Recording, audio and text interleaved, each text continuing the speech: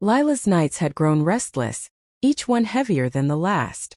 She could no longer tell if the wind was whispering or if it was something else, something alive calling her name. Her body ached from hunger, exhaustion, and the relentless pressure of carrying the baby. Yet she forced herself to rise each day, clutching the tiny life inside her like a shield against the world. One morning, as the mist lifted just enough for her to see the tree lean, she noticed footprints, fresh, sharp, purposeful, crisscrossing near her cabin. Her heart raced. They were not hers. Someone had been here while she slept. Duval's reach had found her, even in the forest. Panic twisted in her chest. "They're coming for us," she whispered, pressing her back against the damp wall. The baby kicked as if sensing her fear. Lila clenched her teeth. Not today. Not ever. That evening, Madame Isolde arrived with her usual bundle of food, but something was different in her eyes. There was urgency, a tension that Lila had never seen before. "They know where you are," Isolde said, voice low and steady. "And they will not stop. You need more than food and warmth. You need protection and you need strength." Lila's fingers tightened around her stomach. "I don't know if I can survive this," she whispered, tears brimming. "I can't do it alone." Isolde knelt beside her, eyes piercing yet strangely gentle. "You are not alone. And neither is the child. The forest, the spirits, even the darkness itself bends for those who fight for what is right." She produced a small charm from her cloak, etched with symbols that glimmered faintly. "Keep this close. It will shield you, and in time it will awaken what must rise to protect you." Lila held the charm to her heart, feeling a flicker of warmth, a spark of hope amid the terror that had consumed her. Meanwhile, Duval was scheming inside Greenwood Academy.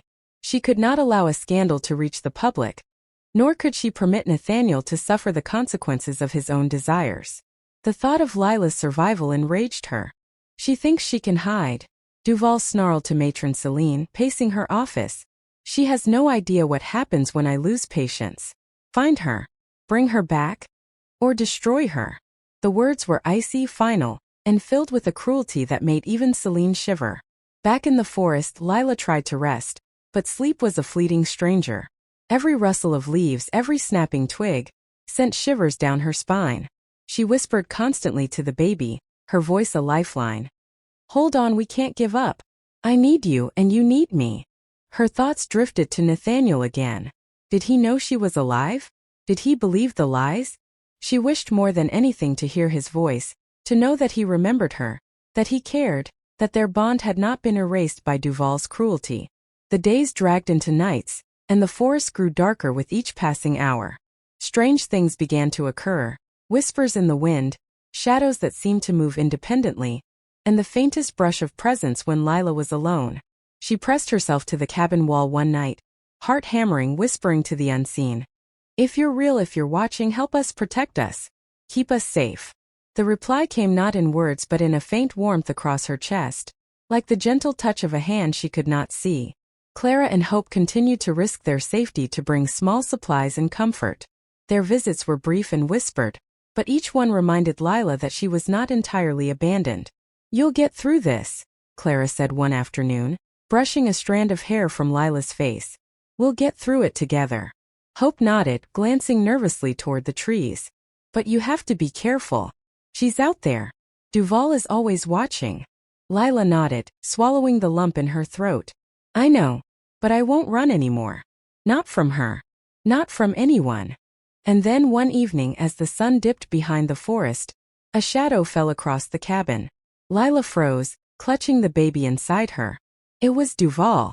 The principal's eyes were cold, merciless, and filled with that same cruel determination that had haunted Lila's every step. "Thought you could hide forever, did you?" Duval said, her voice like ice. Lila's body trembled, but she squared her shoulders. "You won't win," she said, her voice stronger than she expected.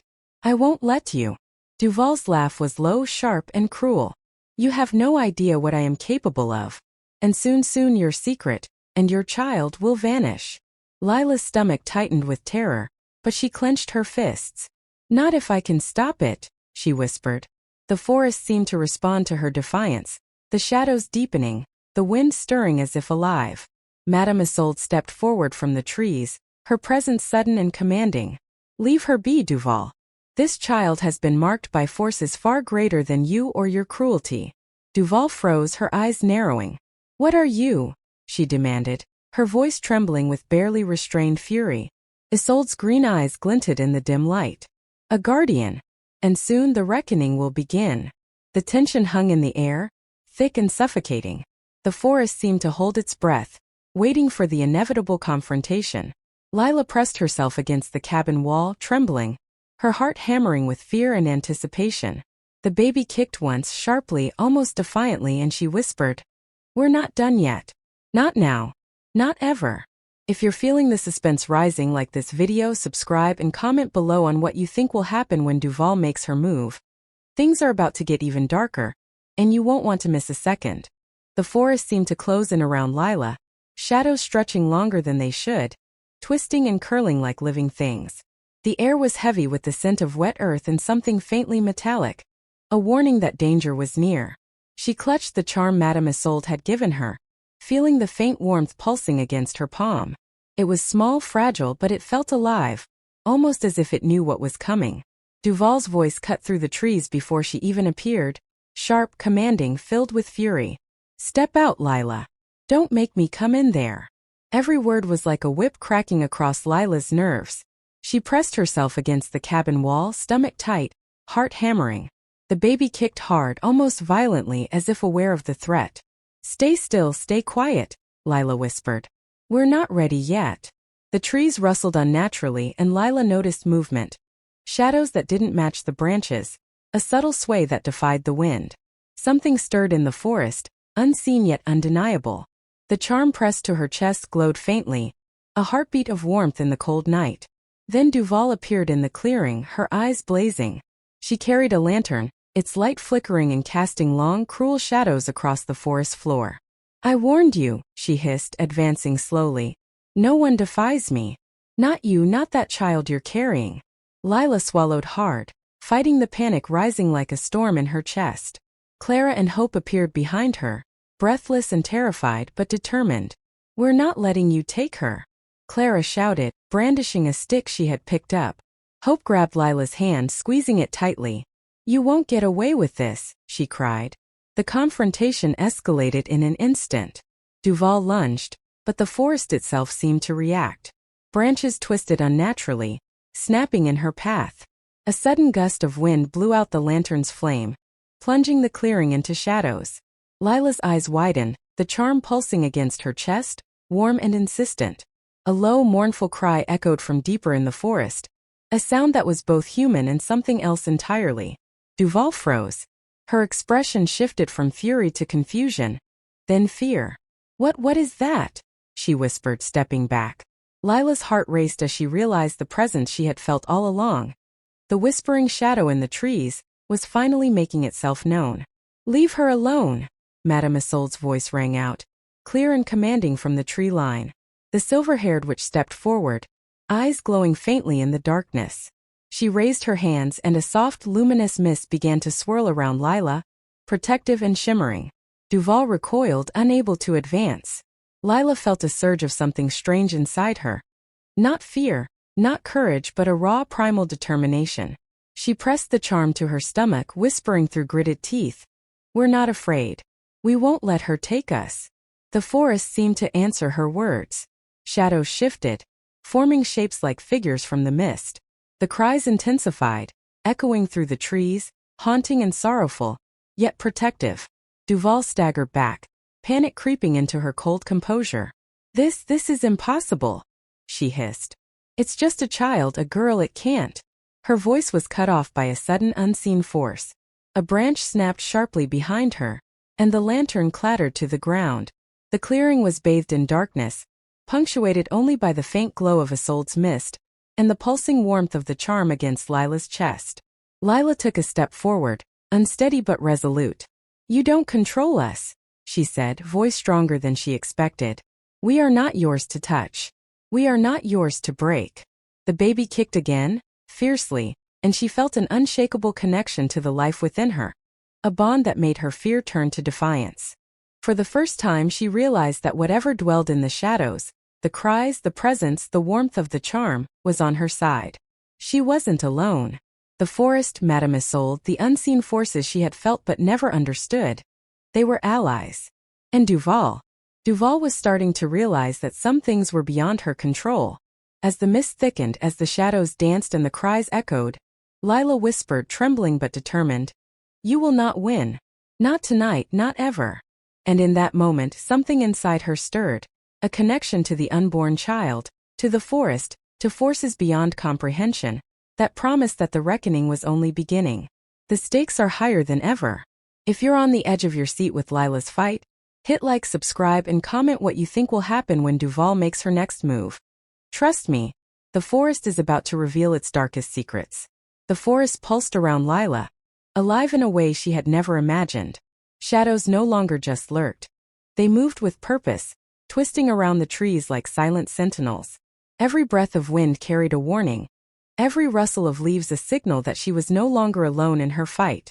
The charm pressed to her chest glowed steadily, radiating warmth that seeped into her very bones. The baby inside her kicked again, stronger than ever, as if sensing the growing energy around them. Duval staggered backward, fear flickering in her sharp eyes for the first time. She had always believed that control, authority, and cruelty were enough to bend the world to her will. But here, in the shadowed heart of the Greenwood, her power faltered. You don't understand what you're dealing with," she spat, her voice trembling. "I am the principal. I am the law." Lila's lips pressed into a thin line, heart hammering. "You're not law here," she said, voice stronger now, filled with a newfound clarity. "You're just fear. And fear has no power over us anymore." The air thickened and Lila could feel it. A presence behind her, immense and watching, almost maternal in its intensity. She instinctively pressed the charm tighter to her stomach, and the mist that Isolde had conjured swirled around her, shimmering like living silver. The cries in the distance grew louder, now unmistakably human yet otherworldly, echoing with grief and protection. Lila felt it respond to her anger, her fear, and her love, as if the forest itself was ready to strike. Duval's breathing grew erratic. She took a hesitant step forward, trying to regain control, but the forest resisted. Branches snaked from the ground, twisting to block her path. Shadows lengthened, curling toward her like tendrils. Lila's heart leapt as she realized she had become part of something far larger than herself, something that had been waiting for her courage to ignite it. "Isolde, help me!" Duval screamed, desperation cutting through her words. But Isolde only stood still, eyes glowing faintly green, unwavering. "Your cruelty has awakened forces you cannot contain," she said softly. "This child is not yours to touch, and her spirit is stronger than your hatred." Lila took a trembling step forward, the baby inside her shifting like it understood the danger and the power she now wielded. "We will survive," she whispered, more to herself than to Duval. "We will not be afraid. Not of you, not of anyone." The mist thickened, wrapping around her like a living cloak, and the cries echoed louder, more insistent, almost guiding her. Duval's eyes widened in horror as the forest seemed to come alive, branches moving, shadows solidifying, and the cries forming a chorus of warning. She lunged toward Lila, but the ground beneath her seemed to move, roots curling and lifting just enough to trip her. She fell, hands scraping against the dirt, and the lantern she carried smashed, sending shards of glass glittering like broken stars across the forest floor. Lila felt a surge of fear, yes, but also exhilaration. She had survived, and the forest had protected her. She pressed her hands to her stomach, feeling the baby kick fiercely. "We're not done yet," she whispered. "We're only beginning." Duval scrambled to her feet, fury overtaking fear. "This isn't over," she hissed, voice sharp and cracking. "I will destroy everything. You, the child, this forest." Lila's gaze hardened. "You can try," she said, voice calm but deadly. "But you will fail. Because nothing that is born from love and courage can be destroyed by fear." Madame Isolde stepped closer, raising her hands, and the mist around Lila shimmered with an unearthly glow. "The reckoning has begun," Isolde said. "And you will not survive it, Duval. Not this time." The cries from deeper in the forest rose to a deafening chorus, vibrating through the trees, the soil, and even Lila's very chest. Shadows swirled, taking shapes that were both human and inhuman, guardian-like figures circling around her. Lila felt a surge of connection to the forest, to the charm, and to the life inside her. She understood now: the baby, herself, the forest, and the unseen presence were entwined. And together they were unstoppable. Duval staggered backward, eyes wide, the first genuine fear in her life making her tremble. For the first time, she realized that cruelty and authority were nothing against forces she could not understand, and that the girl she had tried to destroy was no longer powerless. Lila stood tall, the mist swirling around her like armor, the charm glowing with steady warmth, and the cries echoing like a battle drum. "We are not afraid," Lila said aloud, voice strong and unwavering. "And you will not touch us. Not ever." If you're on the edge of your seat, like, subscribe, and comment your predictions. What do you think Duval will do next? The story is about to take an even darker and more thrilling turn, and you won't want to miss it. The forest held its breath, thick mist curling around the cabin as if shielding it from the outside world. Lila pressed the charm closer to her chest, feeling warmth ripple through her, almost alive, as if the little life inside her had learned to draw strength from it too.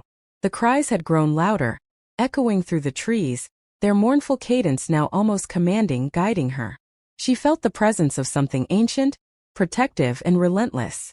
But danger was never far. Duval, humiliated and enraged, retreated to the academy that night, her mind spinning with a plan fueled by obsession. Authority and cruelty were not enough. She needed certainty. She needed a way to end this forever. Every fiber of her being ached with the desire to destroy Lila and claim victory, to erase the shame that now tainted her reputation. "I will have her," Duval whispered to herself in the dimly lit principal's office, pacing like a caged predator. "If the forest won't protect her, if the world won't bend to me, I will burn it all down. She will not live, and neither will that child." Matron Celine watched in silence, unease creeping into her bones. She had seen cruelty before, but the cold fire in Duval's eyes was something more. Something that felt unstoppable. Back in the cabin, Lila's senses were on high alert. Every sound, every shadow, every whisper of the wind made her pulse quicken. She spoke softly to the baby growing inside her. "We have to be ready, something's coming. Stay strong, okay? We can't let her take us." A branch scraped against the window, and her breath caught in her throat. The mist around the cabin thickened, shimmering like liquid silver as if responding to her fear. Then came the first tangible sign of the forest's defense. Shadows shifted into shapes, tall, indistinct, almost human, circling the cabin.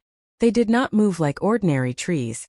They swayed and leaned as if breathing, creating a barrier between Lila and the outside. A distant roar echoed through the forest, low, mournful, yet protective, sending a shiver down Lila's spine. She pressed herself to the floor, heart hammering, whispering, "We are not afraid. You cannot touch us." Night fell, and with it came the sound of approaching footsteps. Not one but many. Lila could feel their presence, the malicious intent pressing against the cabin walls. Her stomach tightened, fear mingling with resolve. She whispered to the charm, "Please protect us. Help us survive." The charm glowed brighter, pulsing with a warmth that spread through her chest and down into her legs, grounding her. Suddenly, a figure emerged from the mist, Duval herself, accompanied by two men from the academy, lanterns swinging, eyes cold and merciless. "Step outside, Lila," Duval commanded, voice trembling with anger. "This ends tonight." The shadows around the cabin rippled, responding almost instantly. Branches snapped, mist swirled, and a low, resonant cry rolled through the forest like thunder. Lila's pulse quickened as the protective presence pressed against the intruders, keeping them at bay.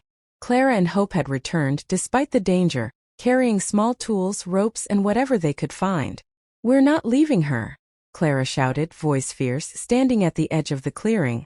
Hope's eyes were wide, filled with determination. "We won't let her take you, Lila." Lila swallowed hard, fear and gratitude colliding in her chest. "Thank you, just stay close." Duval stepped forward, fury flashing in her eyes. "You think you can hide behind the forest, behind shadows, behind whatever trickery this witch uses? You're a child. A nothing." Her voice cracked, shaking with rage. But the forest responded. The mist thickened, the shadows leaned closer, almost solid now, as if ready to strike. Lila felt the warmth of the charm surge, pulsing like a heartbeat that connected her to the forest, to the cries, to the unseen forces protecting them. Something primal stirred inside her, fierce and unrelenting. I am not a nothing, she whispered, voice strong, steady. And neither is this child. We will survive. We will not be afraid. The shadows shifted, leaning forward like guardians, and the cries intensified, filling the clearing, echoing off the trees with a haunting power. Duval staggered back, eyes wide with fear, realizing for the first time that she had awakened something she could not control. Madame Isolde appeared suddenly beside Lila, raising her hands as the mist coiled around them. You cannot touch her, Isolde said, voice calm, almost hypnotic. The reckoning has begun, and it will not be stopped by fear or cruelty. Duval's jaw tightened, rage overtaking reason. She took a step forward, and the shadows reacted instantly, branches curling to block her path. The mist swirled, glowing brighter, almost alive, pulsating with energy that radiated protection. Lila pressed the charm against her stomach, feeling the baby kick fiercely, as if joining in the defiance. We are stronger than you, she whispered, more to the unseen forces than to Duval. You cannot break us. The forest seemed to answer, the mist wrapping tighter, the shadows solidifying, the cries rising like a symphony of justice. Duval froze, her face pale, realizing that her obsession had driven her into a trap she could not escape. The power around Lila was no longer subtle. It was overwhelming, palpable, unstoppable. The forest, the cries, the charm, the unborn child, and Lila herself had become one force, united against her cruelty. The tension is reaching its peak. Like, subscribe, and comment what you think will happen next. Will Duval finally face the consequences of her cruelty? The next moments will push Lila and the forest to their limits. The forest erupted around Lila. Shadows elongated, twisting into shapes almost human, almost animal, circling the cabin like a wall of living darkness. The cries she had been hearing, the mournful wailing calls, grew louder, forming a symphony of warning, of protection. Lila felt her heartbeat sync with the rhythm, a pulse of life that made her tremble, not with fear but with power. Duval stepped forward again, lantern swinging, her hands trembling as fury and fear warred inside her. This is impossible, she spat, voice cracking. I am in control. But the branches moved as if alive, curling around her boots, tangling, tripping her. The mist thickened, glowing faintly, shimmering like liquid silver, enveloping the clearing. Every step she took seemed resisted, pushed back by an unseen force. Stand back. Madame Isolde's voice rang out, commanding and calm. She raised her hands and the mist solidified slightly, forming walls of light and shadow around Lila. You cannot harm her, Isolde said. The child is protected. She is chosen. And you are bound by your cruelty. Clara and Hope held each other close, eyes wide as the forest seemed to breathe around them. It's alive, Clara whispered, voice barely audible. Hope nodded, gripping Lila's hand tightly. It's protecting her. We can't believe what we're seeing. Lila felt a surge of something she couldn't name. A connection to the forest, to the charm pressed against her chest, and to the life growing within her. The baby kicked violently, as if aware that danger had arrived, and she whispered fiercely, We are not afraid. You will not touch us. Duval's face twisted in fury and disbelief. I will destroy you both, she screamed, lunging forward. The shadows responded instantly. Branches shot up like spears, tangling her arms and legs. Mist coiled around her, damp and cold, forcing her back. The cries intensified, echoing with a power that shook the very air. Lila could feel it entering her chest, into her bones, uniting her, the baby, and the forest into one unstoppable force. And then came the first direct strike. A figure formed from the mist, tall, shadowed, but unmistakably protective, stepped between Duval and Lila. Its eyes glowed faintly, sorrowful yet merciless. Duval staggered, terror finally overtaking her fury. She screamed, thrashing against the invisible force, but it did not falter.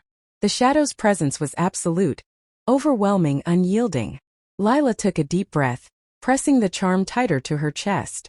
You will not touch us, she whispered, voice steady, more powerful than she imagined.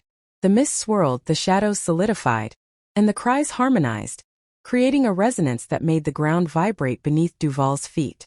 She stumbled, eyes wide, realizing that the power she had dismissed as superstition, as trickery, was real and unstoppable. The baby kicked again, hard, and Lila felt it. Strength, courage, a pulse of energy that surged through her, binding her to the forest and the protective presence around her. It was no longer just survival. It was defiance. It was power.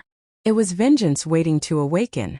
Duval shrieked, falling to her knees, her authority shattered by forces she could not comprehend. She scrambled backward, desperate, but the shadows pressed closer, the mist wrapping tighter, the cries rising like a storm. "No! No! This cannot be!" she screamed, voice cracking under sheer terror. Madame Isolde stepped forward, her eyes glowing. "It is over, Duval. The reckoning has begun. You cannot undo what has been awakened."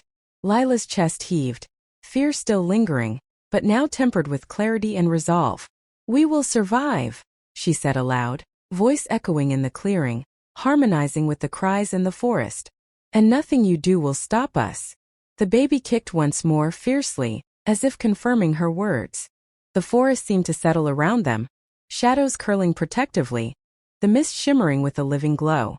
Duval was trapped, isolated, facing a power she could neither understand nor control. Lila pressed the charm to her chest, feeling a strange warmth pulse in rhythm with the baby's heartbeat. The moment had arrived, the first true victory, a warning, and a prelude to the reckoning that would come. If the suspense has you gripping the edge of your seat, like, subscribe, and comment your thoughts. What will Duval do next? Lila's journey is far from over, and the forest is only beginning to reveal its full power. Duval stumbled backward, her heart hammering, fear and fury warring inside her. For the first time, the principal realized she was utterly powerless against what she had unleashed. Every threat she had ever used, authority, intimidation, cruelty, was meaningless here. The forest, the shadows, the mist, the cries, they were all alive, and they were protecting Lila. "This can't be real," Duval hissed, eyes wide, scanning the clearing for a way out. "It's just a girl. Just a child. I'm the principal. I control everything." But the branches twisted around her feet, coiling like living snakes, holding her in place. The mist wrapped around her like ice, and the cries swelled, rising to a deafening chorus that shook the very ground beneath her. Lila pressed the charm to her chest, feeling the warmth pulse in tandem with the baby. "We are not afraid," she whispered, voice strong and unwavering. "And you cannot touch us. Not ever." The mist responded, thickening, swirling faster, almost alive. Shadows bent and twisted, forming a barrier between her and Duval that was impossible to breach. Madame Isolde stepped closer, green eyes glowing in the silver mist. "You've gone too far, Duval," she said softly, almost pitying. "The reckoning is here. Your cruelty has consequences, and they will not be denied." Duval's hands clenched, nails digging into the dirt as she struggled against the unseen force. I will end this.